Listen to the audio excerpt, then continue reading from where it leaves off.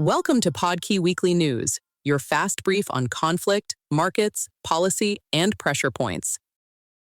The biggest driver this week is simple. A military escalation around the Strait of Hormuz is now feeding straight into fuel, shipping, and inflation risk.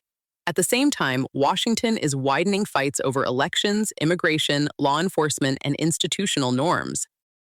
U.S. forces carried out repeated daytime strikes on Iranian missile and drone launchers, coastal radars, and air defense sites, with both sides reporting casualties and dozens of targets hit. The immediate problem is that the ceasefire framework was weak from the start. A 14-point memorandum used vague language like best efforts, which left Tehran and Washington room to read passage rights through Hormuz very differently. That drafting failure helped collapse the truce, and now analysts are warning about a locked-in cycle of retaliation where miscalculation becomes the main risk. Trump then announced a renewed naval blockade and briefly floated a 20% fee on cargo transiting the strait. That drew heavy legal and diplomatic criticism and was later reversed, but it added to the uncertainty. What matters now is that fully restoring safe commercial traffic would require a heavy, sustained naval escort effort, not just a political statement. Iran can still use intermittent closures and proxy attacks as short-term leverage, even if that leverage weakens over time as alternate routes get built. Markets reacted fast. Brent crude posted double-digit jumps at points, near $84 a barrel in one reported move, and that quickly threatens the recent disinflation story. If this disruption drags on, the impact is broader than gasoline. Emergency stockpiles have already been drawn down substantially, and a prolonged choke point pushes companies toward permanent route changes, new terminals, and more expensive logistics. That shows up in diesel, transport, packaging, aluminum, vegetable oils, and then at the checkout line. Grocery prices were already up sharply since 2020, and fresh energy pressure makes that harder to reverse. Watch for two things next: whether shipping insurers and carriers treat Hormuz as a persistent risk premium, and whether governments accelerate pipeline and port alternatives that lock in structurally higher energy costs. Trump revived his 2020 fraud claims in a primetime address and said China had accessed roughly 220 million U.S. voter records. Intelligence reporting does support that China amassed large voter datasets, but not that votes were altered. Election officials and analysts described the released materials as a rehash of long-debunked claims about voting machines and non-citizen voting.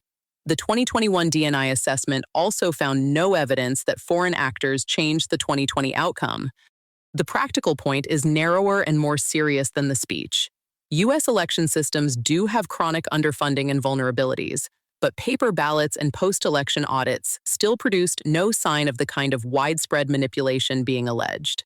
In Congress, the Save America Act would tighten mail ballot rules and require proof of citizenship to register and vote. Republicans back it politically, but it does not appear to have the votes to clear a Democratic filibuster in the Senate.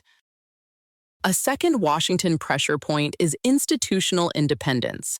Todd Blanche, Trump's former personal lawyer and now deputy or acting attorney general, is facing bipartisan scrutiny over a $1.8 billion anti-weaponization fund and controversial immunity language tied to Trump family matters. During Blanche's tenure, career DOJ staff linked to major probes were dismissed or sidelined, including a reduced public integrity unit, and that has turned his confirmation fight into a broader test of whether DOJ is being repurposed to protect political allies. That concern intensified with the administration's acceptance of a luxury Qatari jet for presidential travel. Reports said the aircraft lacked standard defensive countermeasures, prompting Secret Service concerns, and even an on-the-ground plane swap. Then the leak investigation crossed another line for many observers. The FBI director reportedly worked from the White House on the probe, and grand jury subpoenas went to New York Times journalists, despite DOJ policy generally treating reporter subpoenas as a last resort. What to watch is whether courts or Congress force clearer limits here, because critics see both stories as part of the same pattern: weaker guardrails around law enforcement and executive power. On immigration, enforcement is getting broader and rougher at the same time. ICE has scaled up rapidly with a major DHS funding boost, high arrest quotas, reduced training hours, and growing criticism that pressure is driving riskier tactics. Several recent fatal encounters, including cases in Houston, Maine, and Minneapolis, followed a similar pattern. The person killed was not clearly the primary target. The agency account of the threat is disputed, body camera coverage is limited, and oversight moves slowly. After protests and scrutiny, ICE temporarily paused many vehicle stops. Lawmakers and advocates are pushing for full body cam deployment, better training, transparent investigations, and limits on quota-driven enforcement. At the policy level, the crackdown also reaches legal immigration.